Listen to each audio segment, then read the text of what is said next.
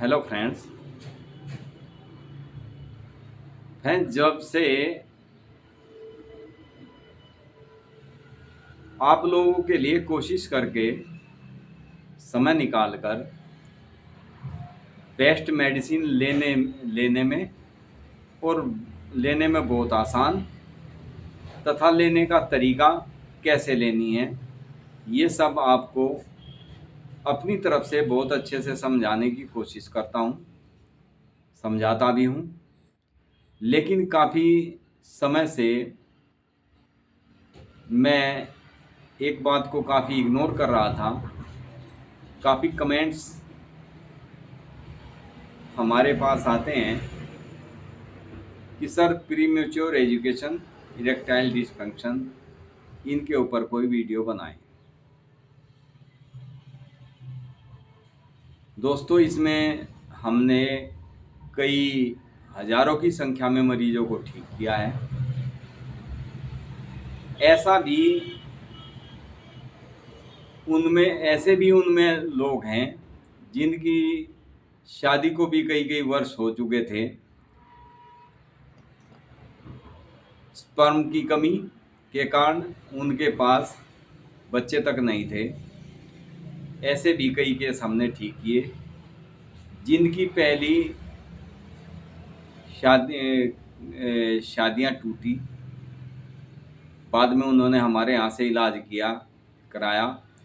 आज वे इलाज के बाद दूसरी शादी के साथ अपने घर गृहस्थी बिल्कुल अच्छे से व्यतीत कर रहे हैं, ठीक से घर गृहस्थी चला रहे हैं। दोस्तों, इसमें कोई वीडियो मैंने आज तक ऐसी नहीं डाली, ना ही डाल पाया, क्योंकि मेरे पास हमारे जितने भी मरीज हमसे जुड़े हुए हैं वे पूरी फैमिली की फैमिली जुड़ी हुई है।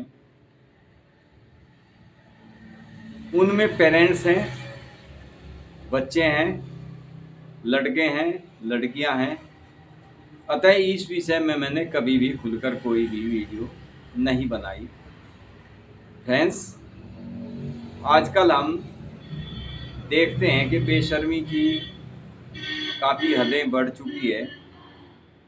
अपने आप को वायरल करने के लिए महिलाएं डॉक्टर पुरुषों की इम्पोटेंसी, नपुंसकता पर वीडियो डाल रही हैं और ऐसे ऐसे खुलम खुला वीडियो डाल रही हैं जिसे हमें भी सुनने में शर्म आती है कि इनके घर वाले भी यदि इनकी वीडियो को देखते होंगे तो क्या महसूस करते होंगे।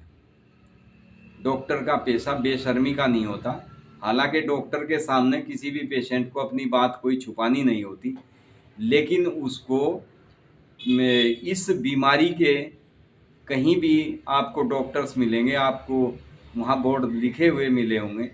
आपने उनके क्लिनिक पे जितने भी बोर्ड्स लगे होते हैं इस रोग से संबंधित जो इलाज करते हैं, गुप्त रोग, यानी ये बीमारी किसी की भी हमें आउट नहीं करनी होती। हमारे पास कई पेशेंट ऐसे आते हैं जो कहते हैं सर मैं आपके पास इलाज कराने आया हूँ, किसी आदमी ने मुझे बताया, मेरे किसी खास ने, और सर मेरी ये बात किसी को मत बताना, किसी के सामने नहीं जानी चाहिए। तो फ्रेंड्स, जब खुद जो मरीज इस रोग से पीड़ित हैं वे खुद कहते हैं कि मेरी ये बात आउट नहीं होनी चाहिए, तो ये इस टाइप के वीडियो डालना निहायत ही समाज के अंदर बहुत ही गलत एक प्रचार प्रसार है। जितनी भी वीडियोस आप डॉक्टर्स की देखेंगे उनमें 80% वीडियो इसी टाइप की मिलेगी जिसे आप परिवार के साथ बैठ के नहीं देख सकते। लेकिन फिर भी उनके कुछ व्यूज़ ऐसे होते हैं इस टाइप के उनके व्यूज़ बड़े होते हैं, उनके लाइक बड़े होते हैं, उनके सब्सक्राइबर बड़े होते हैं। हमें इस चीज़ से कोई मतलब नहीं है। हम जो वीडियो डालते हैं वो हम सिर्फ एक समाज में अच्छा संदेश देने के लिए वीडियो बनाते हैं, ना कि अपना प्रचार करते हैं।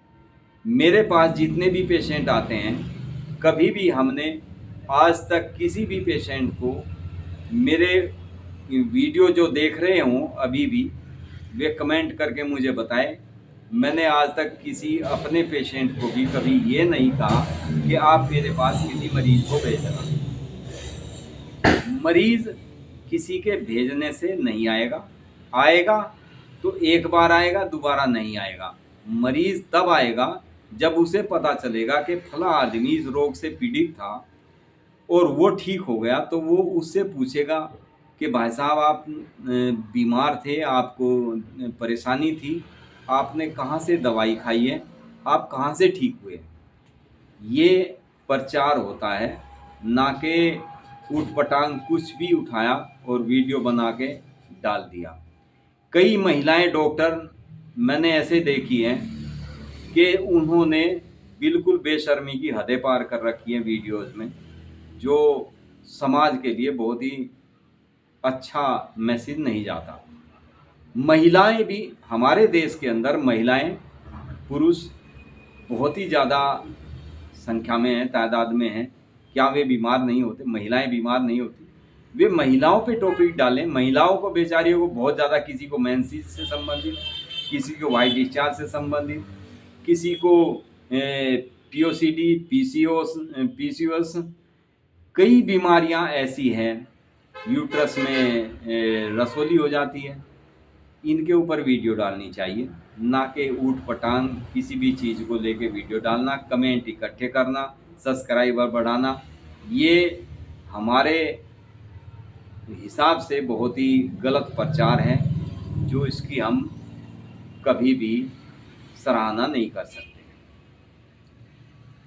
फ्रेंड्स, डॉक्टर के पास जब मरीज आता है, अपनी सारी व्यथा बताता है, उसके बावजूद भी वो कहता है कि सर ये मेरी बात किसी को मत बताना, और आप उनको ऐसे ऐसे मेडिसिन्स ऐसी ऐसी डाल रहे हैं जिनको लेने से, क्योंकि जिसको ये दिक्कत होती है वे किसी को बताते नहीं हैं, और वीडियो देख के कोई भी दवाई आप ऊटपटांग डाल देते हैं अपनी वीडियो, अपने चैनल के माध्यम से, वे उस मेडिसिन को ले लेते हैं।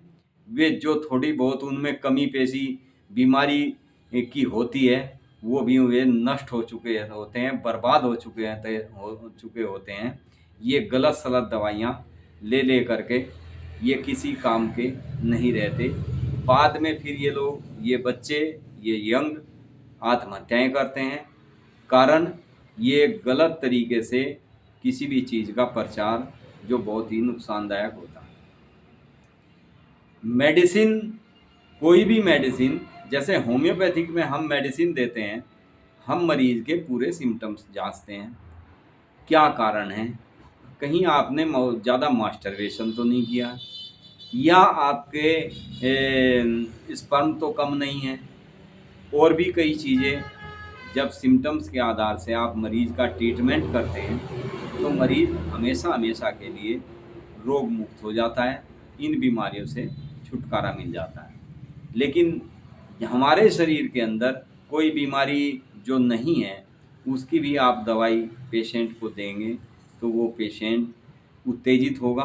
बहुत ज़्यादा उत्तेजना बनने से, जितना ज़्यादा उत्तेजित होगा इतनी ही ज़्यादा उसके अंदर आगे वीकनेस बढ़ती चली जाएगी। इसलिए मरीज़ का इलाज ना करो, मर्ज़ का इलाज करो। यानी बीमारी का इलाज होना चाहिए, व्यक्ति का इलाज नहीं होना चाहिए। व्यक्ति स्वस्थ है, व्यक्ति की मनोदशा खराब हो जाती है यदि उसे ज़रा सा भी ऐसा लगने लगता है कि मैं शायद कहीं इम्पोर्टेंस तो नहीं हो गया हूँ, तो उस पेशेंट को हमें बैठाकर तसल्ली देनी होती है, काउंसलिंग करनी होती है उस पेशेंट के साथ में। उस पेशेंट को समझाना होता है कि आपको कोई गंभीर बीमारी नहीं है, और ना ही ये कोई गंभीर बीमारी है। ये एक मानसिक और शारीरिक दोनों तरह से वीकनेस बन जाती है। उसके ऊपर आप पेशेंट का इलाज करते हैं तो पेशेंट रोग मुक्त, बहुत जल्दी रोग मुक्त हो जाता है। पेशेंट को आप मतलब हम बता नहीं सकते। मेरी आज तक आप वीडियो देखो, जितनी भी वीडियो हैं, आपने मेरी किसी भी वीडियो में कोई भी ऐसी बात नहीं देखी होगी, कोई भी ऐसे वर्ड्स नहीं होंगे जिसको आप सुनकर या अपने परिवार के साथ बैठकर मेरी वीडियो ना देख सकें। ऐसी कोई भी वीडियो मैंने आज तक नहीं डाली और आशा करता हूँ आगे भी नहीं डालूँगा। ये मेडिसिन, ये जो मैं आपके लिए आज वीडियो डाल रहा हूँ, इसकी मैं 3-4 मेडिसिन बताऊँगा पेशेंट के लिए, लेकिन वे पेशेंट उस मेडिसिन को लेने के बाद में मुझे कमेंट करके खुद बताएं कि कितनी बेस्ट मेडिसिन है। कोई भी व्याग्रा नहीं है इसमें, कोई भी गलत सलत दवाई नहीं है, कोई ड्रग्स नहीं है, कोई अफीम नहीं है, कोई भी ऐसी चीज़ नहीं है जिनसे आपको शारीरिक मानसिक कोई भी हानि पहुँचे। आपको समय लगता है। देखिए, जब बीमारी हमारे शरीर में कोई भी पनपने लगती है तो उसको कटने में कुछ समय लग जाता है। ऐसा नहीं है कि उस बीमारी का इलाज नहीं है। हर बीमारी का इलाज संभव है। किसी को फीवर आ जाता है, वो भी कई को हफ्ता 15-15 दिन चल जाता है। ये तो शारीरिक मानसिक कमजोरी है। ये इम्पोटेंसी की जो शिकायत है, ये हमारी मानसिक दशा खराब कर देती है इंसान की। इसलिए हम जो पेशेंट को दवाई देते हैं, वो दवाइयाँ मरीज़ शारीरिक और मानसिक रूप से स्वस्थ होने लगता है। मानसिक रूप से स्वस्थ होगा, हम मरीज़ हमेशा खुश रहेगा, तंदुरुस्त रहेगा। उसको बीमारी कोई भी यदि शरीर में लगती भी है, तो वो उस बीमारी को नज़रअंदाज कर देता है, उसका समय पे इलाज करा लेता है। तो फ्रेंड्स, ये आज मैं उम्र का इसमें कोई नहीं होता। जैसे कई एक व्यक्ति सोच लेते हैं कि यार मेरी 50-60 की एज हो गई है और मुझे ये बीमारी शरीर में महसूस होने लगी, तो ये एक बीमारी बिल्कुल नहीं होती। क्योंकि एक एज के बाद में हमारे शरीर के सभी अंग प्रत्यंग कमज़ोर पड़ने लगते हैं, सभी व्यक्ति के पड़ने लगते हैं। शरीर के ऊपर जो हमारी टाइट स्किन होती है, हाथों पैरों की, फेस की स्किन पूरी टाइट होती है यंग एज में, उसमें झुर्रियाँ आने लगती है। तो इसे आप बीमारी ना समझें। इसके ऊपर फ्रेंड्स, मैं आपको बहुत ही अच्छी मेडिसिन बताऊंगा। एक पेशेंट हमने ऐसा ठीक किया जिसकी एज 70 ईयर्स ओल्ड थी।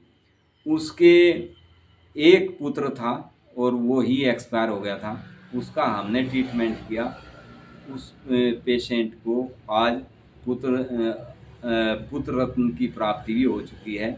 यानी ऐसा नहीं है, homeopathic is the best treatment and best medicine.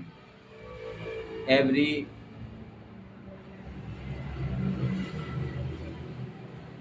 Pathy, किसी भी पैथी से ये बहुत ही ज़्यादा भिन्न है। ये बीमारी के कारण, लक्षण और जड़ पर वार करती है। तो फ्रेंड्स, आप देखें, इस मेडिसिन का मैं सेकंड पार्ट आपके लिए डालूंगा। इसमें मैंने आपको सिर्फ इसके बारे में समझाया है। सेकंड पार्ट्स में मैं आपको कुछ बहुत ही उपयोगी मेडिसिन बताऊंगा और वे मेडिसिन ऐसी मेडिसिन होगी जो व्यक्ति शारीरिक और मानसिक तौर से बहुत ज़्यादा कमज़ोर महसूस करने लगते हैं अपने आप को, वे दिन प्रतिदिन विदिन 15 डेज़, 15 दिन के अंदर अंदर पेशेंट अपने आप को बहुत ही अच्छी तरह से इम्प्रूव महसूस करेगा। बहुत अच्छी तरह से अपनी बीमारी से लगेगा उसको कि मैं इस बीमारी से निकल रहा हूँ।